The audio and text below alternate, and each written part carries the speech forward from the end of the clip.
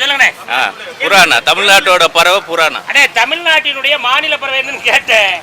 அண்ணன் கூட்டத்தை கிழிச்சுக்கிட்டு வந்து எங்க அண்ணன் பேரு மயிலு, என் பேரு புறா அப்படின்னு இருக்காப்ல. அவன் என்ன புறானே? மரகத புராணா. மரகத புறாவா? மரகத யாரு? மரகதமா? மரகத எங்க பாட்டி. உங்க பாட்டியா? உனக்கு உண்மை தெரிஞ்சு போச்சு, உன்னை விடக்கூடாது.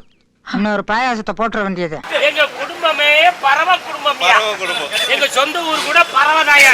ஆமா. சரி, அருமையான விஷயம். பாபா இதை என்ன எப்படி எடுத்துக்கிற நீ?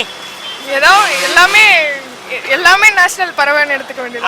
ஆளாளுக்கு ஒன்னொன்னு சொல்றாங்க. ஆளாளுக்கு ஒன்னொன்னு சொல்றாங்கய்யா. நீ கிஃப்ட் கொடுக்கணும்னா கொடு, இல்லைன்னா அடுத்த ட்ரெயினை பிடிச்சி நான் கிளம்புறேன்னு பாப்பா சொல்றாப்ல.